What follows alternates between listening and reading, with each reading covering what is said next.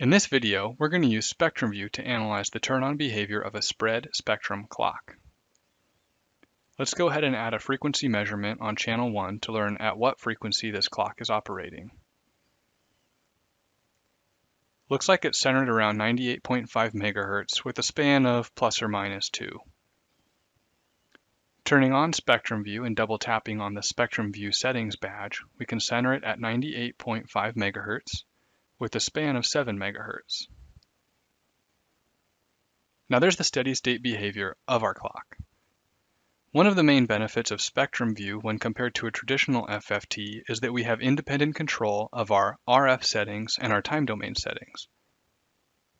I'm going to go ahead and change my horizontal settings so that we can see just a few clock cycles, and our spectrum is rock solid.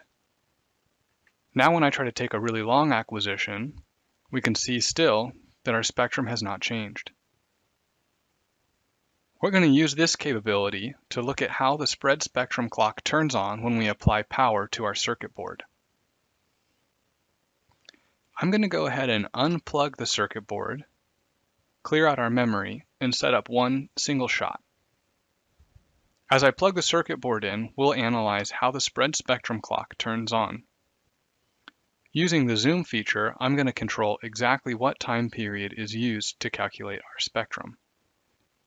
Keep an eye on this yellow box, which represents spectrum time. This is the portion of our acquisition where the I in the queue data for Spectrum View is coming from. Watch how our spectrum changes as we move it around. Back here at the trigger point, it looks like our clock hasn't yet come online.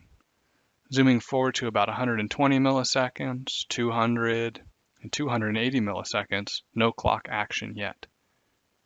Around 300 milliseconds, we start to see some behavior in our clock, but it doesn't look like our steady state clock yet. Moving forward, it looks like over here around 340, 320 milliseconds is where we really see the exact behavior that we're expecting. Check out the data sheets for the 4 series, 5 series, and 6 series mixed signal oscilloscopes to learn more about what Spectrum View can do to help out your measurements. Find out more at Vicom's website.